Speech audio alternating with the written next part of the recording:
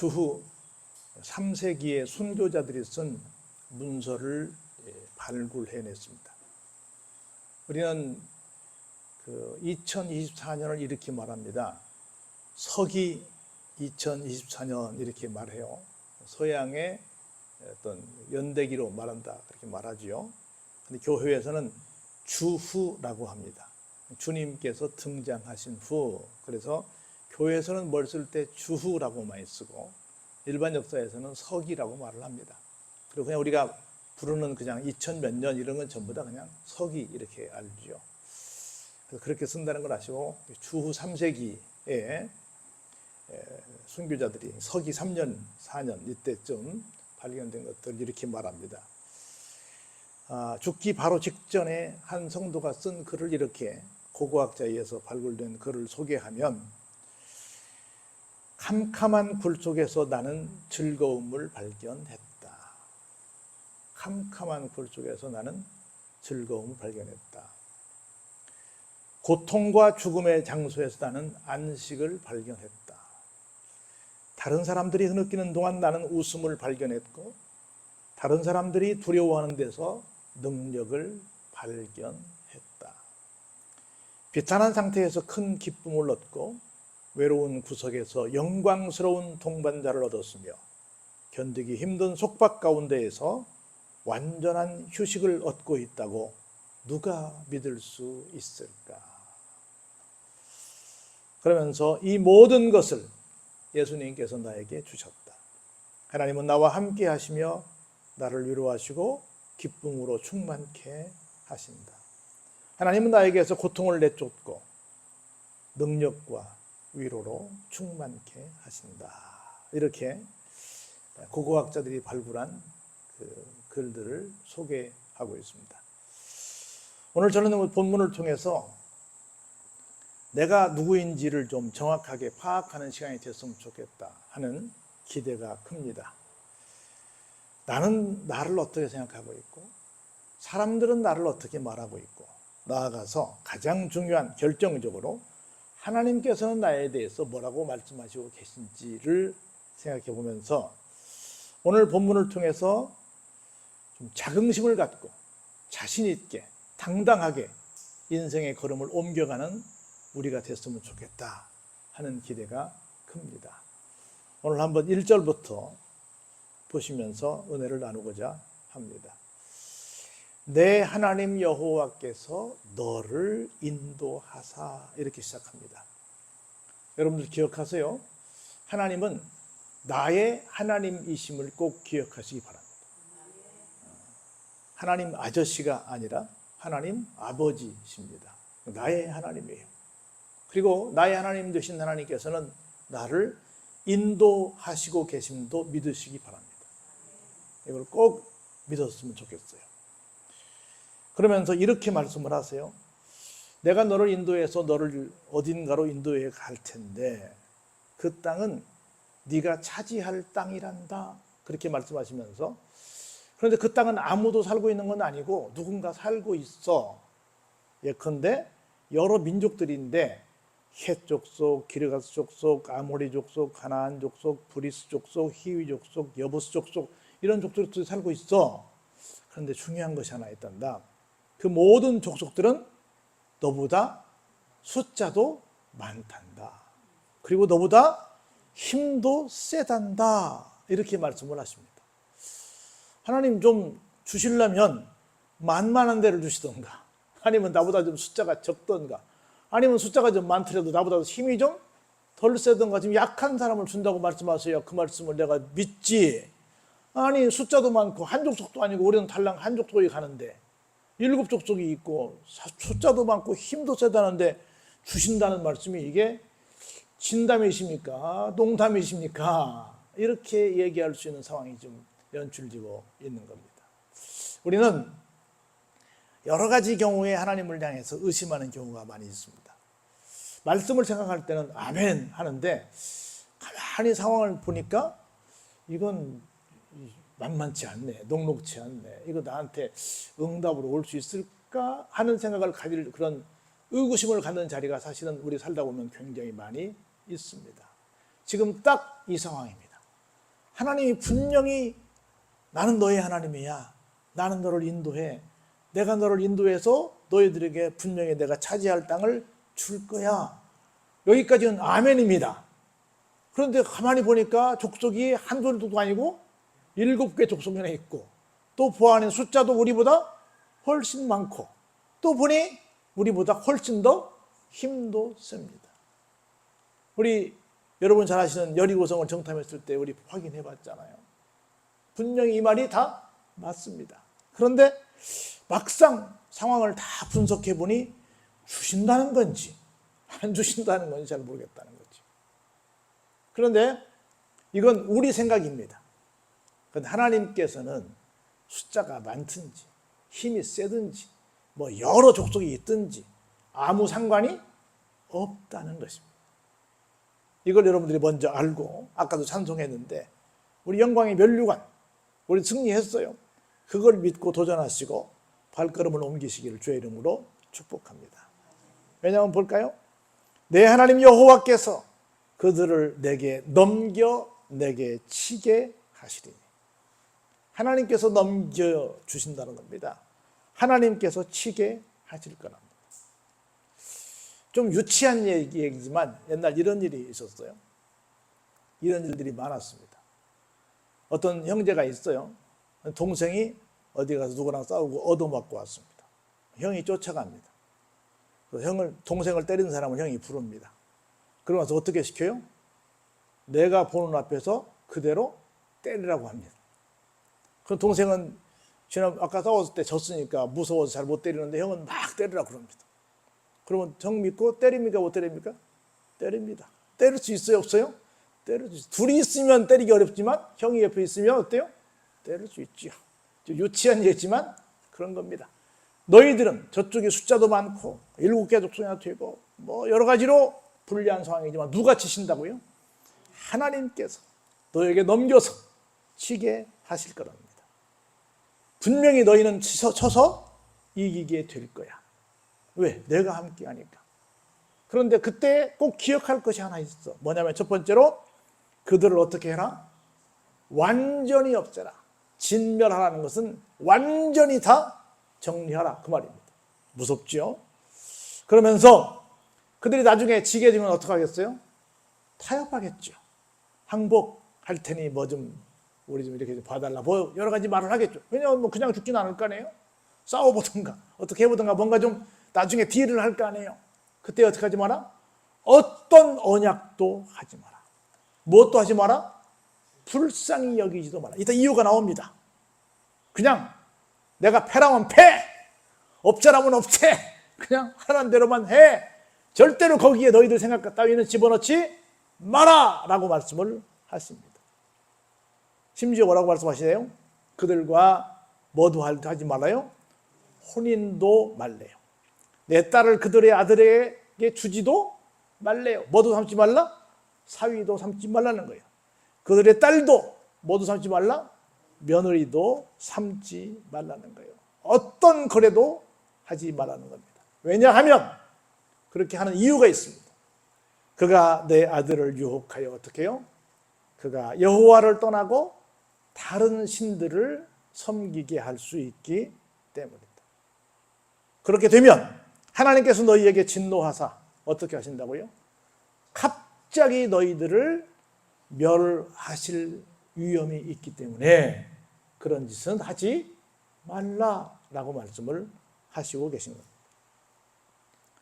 우리 생각할 때는 뭐 그래도 괜찮지, 뭐 나만 믿음 지키면 되겠지.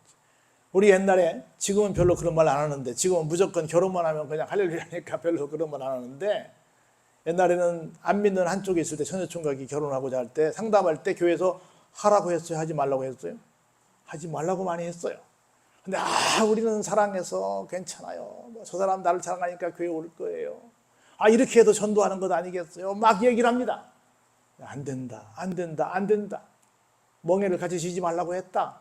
그러면 안 된다 말을 해가지고 열심히 이렇게 달랬는데 결국은 뭐 사랑했어요. 뭐 사랑이 눈먼데 뭐 보이는 게 있겠어요. 하고 나서 물론 전도해온 사람도 있지요. 근데 상당수의 경우는 어때요? 나중에는 돌아오지만 상당한 긴 시간 동안 어때요? 얼마나 많은 눈물바람으로 세월을 보냈는지 모릅니다. 그런 사람들이 너무나 많이 있습니다. 그래서 여기서 말씀하시는 거예요. 유혹하여 하나님을 떠나 같이 무슨 뭐 할 확률이 있다? 진멸당할 확률이 있다. 하나님께서 왜 그 가나안 땅을 이스라엘 사람들에게 주셨어요? 이미 그 땅은 우상이 창궐한 땅이었기 때문에 그 땅을 정리하시기로 하시고 그 사람들은 다 진멸하시고 하나님께서 택하신 사람들을 새롭게 주민으로 받아들이시기 위해서 그렇게 계획을 세우셨는데 하나님의 계획을 어그러뜨리면 돼요? 안 돼요? 안 돼요. 그리고 나서 계속 이렇게 주문하십니다. 오직 너희는 이것을 해야 된다. 그들에게 행할 건 이걸 하나밖에 없다. 첫 번째, 그들을 다 죽여라. 좀 잔인하죠? 두 번째, 그들의 제단을 다 헐어버려라. 그들이 주물로 만든 모든 우상들을 다 깨트려버려라. 그리고 나무로 만든 아세라 목상도 찍어버려라. 그리고 조각한 모든 우상들을 다 어떻게 해라? 불살라 버려라. 하나도 혹시나 유혹이 될 만한 그런 모든 것들은 아예 씨를 말려버려라. 다 없애버려라 라고 하는 겁니다. 왜냐하면 6절에 한번 같이 읽어보실까요? 너는 여호와 내 하나님의 거룩한 백성 성민이라. 옛날에는 성민교회가 굉장히 많았습니다. 택민교회도 지금 있죠. 택한 백성들, 성민, 거룩한 백성들, 성민이라. 자, 볼까요? 내 하나님 여호와께서 지상 만민 중에서 너를 자기 기업의 백성으로 택하셨기 때문이다. 할렐루야. 오늘 제가 여러분들에게 주문을 했습니다. 오늘 이 말씀을 통해서 내가 누구인지를 깨닫고 살자. 그래서 당당하게 살자. 내가 얼마나 대단한 존재인지를 좀 제대로 알고 살자. 이런 말씀을 모두에 드렸습니다. 오늘 본문은 우리에게 이렇게 말씀하십니다. 지상 만민 중에서 하나님의 기업의 백성으로 여러분과 저를 택하셨다고 말씀하십니다. 할렐루야. 여러분, 살면서 이런 경우 행복해 라고 하는 경우들이 많이 계실 줄로 아는데 특별히 행복한 것 중 행복한 것이 있다고 한다면 선택되는 것입니다. 학생들이 시험을 봤는데 1등으로 됐어. 좋은 데 들어가게 됐어. 어디에 도전했는데 뭐가 됐어. 선택된다는 것이 굉장히 큰 기쁨입니다. 우리 살면서 얼마나 많이 선택이 돼요. 이번에 내가 우수사원이 됐어. 이번에 내가 뭐가 됐어. 어딘가에서 선택된다. 굉장한 자긍심이 있는 겁니다. 선택을 받아본 사람들은 이 기쁨이 얼마나 큰 줄 압니다. 장학생이 됐어. 뭐가 됐어. 어디 입찰을 내가 경쟁에 붙었는데 내가 입찰이 됐어. 심지어 경매에 내가 이렇게 도전했는데 경매가 됐어. 다 기쁩니다. 얼마나 기쁜지 몰라요. 그런데 하나님께서 지상 만민 중에서 하나님의 기업의 백성으로 나를 택하셨다는 거예요. 세상에 얼마나 감사해요. 여러분들 미안하지만 통계적으로 전 세계 한 인구가 80억 정도 됩니다. 대략 한 4분의 1 정도가 기독교인이라고 말합니다. 조금 덜 되겠지만. 그러면 대략 한 20억 정도가 기독교인이에요. 그럼 몇십억이 아직도 하나님을 몰라요? 60억이 하나님을 몰라요. 여러분 생각해 보세요. 제가 태어날 당시 한 100만 가까이 이렇게 태어났어요. 그때는 한 3년 정도 군대 생활을 했는데 그래서 1년에 한 20만 명 정도만 군대를 갔어요. 몇 대 몇이에요? 한 5대 1 됐잖아요. 그때 군대 가는 것이 얼마나 자랑스러운지 몰라요. 대한민국의 남자라면 다 가면 이렇게 알려졌지만 그렇지 않아요. 지금은 몇 급도 다 가요. 근데 우리는 그때는 1급 갑종 이런 정도만 갔어요. 얼마나 좋아요. 목사님 군대가 뭐 좋아요. 좋아요. 그렇게 발딱된 게 너무너무 좋아요. 만민 중에서 80억 중에서 우리 뽑았다. 여러분들 그렇게 대단한 분인 걸 다시 한번 기억하시고 감사하시길 바랍니다. 그러면서 그렇게 택하신 것을 하나님께서 어떻게 하신 줄 아세요? 우리를 기뻐하신다는 거예요. 기뻐하신다는 거예요. 그런데 우리를 택하신 조건을 가만히 들여다보니까 이런 말씀이 있어요. 너희가 다른 민족보다 숫자가 많대요? 그렇지 않대요. 오히려 모든 민족 중에 어떻대요? 가장 작대요. 물론 지금 230여 개 나라 중에 아주 작은 나라들이 많이 있긴 합니다. 그런데 사실 여러분 생각해 볼 때 5대양 6대조 가운데 우리 대한민국이 크다고 생각해요? 작다고 생각해요? 작다고 생각해요. 우리가 얼마나 작아요. 그런데 우리나라의 한 도밖에 안 될 만큼, 뭐 잘해야 뭐 충청남부터 붙여놨을까? 강원도는 좀 크니까 산이 많으니까 강원도만이나 할까? 우리나라의 한 개, 많아봤자 2개 도를 합친 면적의 땅이 이스라엘이에요. 우리도 우리나라가 작다고 생각하는데 우리나라의 그 1부분밖에 안 되는 그 나라가 얼마나 작겠어요. 그렇게 숫자도 많지 않고 나라 사이즈도 작은 그 나라를 하나님께서 택하셨다는 거예요. 왜요? 하나님이 기뻐하시니까. 하나님이 기뻐하셔서. 여러분 이런 말을 했어요. 제가 가끔씩 구세군을 창시한 그 윌리엄 부스 얘기를 하는데요. 오늘도 그 얘기를 조금 해보죠. 윌리엄 부스가 구세군을 만든 사람으로 아주 열정적인 전도를 하는 사람이었는데 그러다가 그냥 과로가 돼서 병을 얻었어요. 병원에 가서 보니까 중병이래. 그리고 계속 이렇게 움직이면 1년도 못 살고 죽는다는 거예요. 굉장히 고민이 많이 됐죠. 우리 병원 가면 어떤 병 얻으면 의사들한테 묻잖아요. 얼마나 더 살겠습니까? 살기는 살겠습니까? 살면 얼마나 살겠습니까? 묻잖아요. 근데 윌리엄 부스가 들은 얘기는 1년이에요. 이렇게 이 상태로 그냥 놔두면 특단의 조치를 취하지 않으면 1년도 못 삽니다. 이렇게 말을 했어요. 그래서 할 수 없지 뭐. 그러면 내가 어차피 전도의 삶을 살겠다고 다짐했는데 전도하다 죽지 하고 했어요. 더욱더 열심히 전도 생활을 강행했습니다. 그러면서 이렇게 말했어요. 내가 젊었을 때 의사는 나를 버렸습니다. 그래서 나도 의사를 버렸습니다. 얼마나 더 몇 장이에요. 대신 나는 하나님만을 의지했습니다. 그 하나님이 나를 지켜주셨습니다. 그래서 나는 얼마 못 살았는데 84년밖에 못 살았습니다. 그 당시 84세면 굉장히 장수하는 겁니다. 지금은 84세 청년이지만 그 당시에는 대단히 장수한 때였습니다. 뭘 택했더니?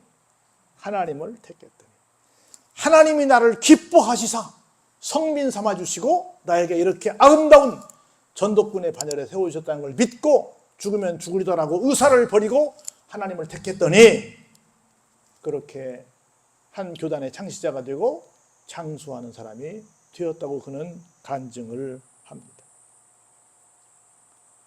사랑하는 성도 여러분, 8절에 볼까요? 여호와께서 다만 너희를 사랑하심으로 말미암아 또는 너희의 조상들에게 하신 맹세를 지키려 하시러 이렇게 은혜를 주신다는 거예요. 2가지 조건인데 이렇게 하시는 것은 첫 번째는 뭐라고요? 하나님이 우리를 사랑하시기에. 2번째는 우리 조상들에게 그렇게 약속을 하셨기에. 우리는 뭘 믿어야 돼요? 성경에서 그렇게 해주신다고 약속해 주셨기에. 하나님께서 뭘 하세요? 맹세를 지키신다는 겁니다. 그래서 우리를 어떻게 해주신다고요? 한번 같이 크게 읽어보시죠. 자기의 하나님의 권능의 손으로 너희를 인도하여 내시되 너희를 그 종 되었던 집에서 애고방 바로의 손에서 속량하셨다. 속량이라고 하는 것은 줄 것 주고 나한테 빼온다는 거예요. 다 왜 그러신다는 거예요? 하나님이 우리를 사랑하셔서 그리고 우리의 선조들에게 약속하셔서 그 맹세를 이행하신다는 겁니다. 그러면서 우리에게 이렇게 말씀하십니다. 그런즉 너는 뭐 해라? 알아라. 우리가 꼭 살면서 알아야 될 내용이 여기 있습니다. 이걸 꼭 여러분 아시고 사시길 제 이름으로 축원합니다. 꼭 아시기 바랍니다. 절대로 잊어버리시면 안 됩니다. 오직 내 하나님 여호와는 하나님 한 분뿐이시다. 그 하나님은 신실하신 하나님이시다. 그 하나님이 어떤 분이시냐면 그 하나님을 사랑하고 그의 계명을 지키는 자에게는 얼마 동안? 1000대까지 그의 언약을 이행하시며 인애를 베풀어 주신다. 이것을 뭐 해라? 알아라 라고 합니다. 이걸 꼭 아시기를 바랍니다. 반대의 말씀도 하십니다. 그를 미워하는 자에게는 어때요? 다른 데서는 3대까지 말했는데 여기는 뭐예요? 당장의 보응에서 멸하신다는 겁니다. 여호와는 하나님을 미워하는 자에게 어때요? 지체하지 아니하시고 당장에 그에게 보응하신다는 거예요. 보응이 뭐예요? 멸하신다는 거지. 보응받고 싶으세요? 인애를 받고 싶으세요? 뭐 물어보나만 하겠죠.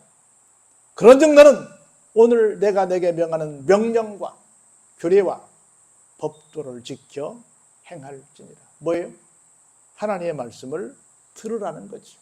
그리고 그 말씀대로 지켜 행하라는 말씀이 되는 거지요. 다시 한번 말씀하십니다. 너희가 이 모든 법도를 듣고 지켜 행하면 내 하나님 여호와께서 어떻게 해요? 내 조상들에게 맹세하신 언약을 지켜 내게 인애를 베풀어 주실 것이라는 것입니다. 할렐루야. 어떤 인애를 베풀어 주시냐? 그 인애에 대한 내용을 이렇게 소개하고 계세요. 이것이 여러분들에게 꼭 임하기를 주의 이름으로 축복합니다. 곧 그 인애는 첫 번째, 너를 사랑하신다는 겁니다. 두 번째로 여러분들에게 복을 주시겠다는 겁니다. 그 결과 번성하게 하시고 주리라고 조상들에게 맹세하신 땅에서 살게 하시는데 내 소생에게 은혜를 베풀어 주신다는 거고, 그리고 토지 소산과 곡식과 포도주와 기름을 어떻게 하신다고요? 풍성하게 해 주시겠다는 겁니다. 그리고 내 소와 양을 어떻게 해 주신대요? 번식하게 해 주신다는 거예요. 뭐가요? 하나님의 인애가 임하면. 할렐루야. 이런 말이 하나 있어요. 미국 미네소타주의 역사에는 기도의 기적 사건이 기록되어 있다고 해요. 1874년부터 77년까지 3년에 걸친 가뭄과 심한 메뚜기 때로 농작물은 전멸하고 대경제공황, 여러분 많이 들어봤을 텐데 대경제공황이 닥쳤습니다. 그때 1877년 4월 27일 주지사가 모든 주민들에게 한 날을 선포합니다. 감사 기도의 날을 선포합니다. 아니 지금 3년 동안 막 가뭄과 막 메뚜기 피해와 어마어마한 지금 경제 공황이 왔는데 다른 것도 아니고 감사 기도의 날을 선포합니다. 뭐라고 말하냐면 농작물은 전멸했습니다. 그러나 몸이 살아있고 앞으로 기회를 주신 하나님께 먼저 감사합시다. 이렇게 선포한 겁니다. 그리고는 주민 전체의 감사 기도가 하늘을 덮었습니다. 믿기 어려운 일이 생겼습니다. 어느 날 갑자기 메뚜기떼들이 다 죽고 말았습니다. 과학자들이 분석합니다. 어떻게 갑자기 죽었지? 무슨 병이 돌았나? 무슨 일이 생겼나? 약을 쳤나? 결론입니다. 기도의 기적이라고 밖에는 절대 아무런 할 말이 없다라고 과학자들이 증명을 해냈습니다. 하나님께서 나를 이렇게 사랑하시고 나에게 이런 인애를 베풀어 준다는 걸 믿기만 한다면, 그 말씀 붙들고 뭐 하면? 감사 기도 드리면 이런 기적이 난다는 겁니다. 할렐루야. 볼까요? 내가 복을 받음이 누구보다 더해요? 만민보다 얼만큼 더해요? 훨씬 더해요. 만민보다 조금 더 하는 게 아니야. 훨씬 더 하신다는 거예요. 너희 중에 남녀와 너희의 짐승의 암수에 뭐가 없어요? 생육하지 못함이 없다는 겁니다. 그리고 볼까요? 여호와께서 내 모든 질병을 내게서 어떻게 해요?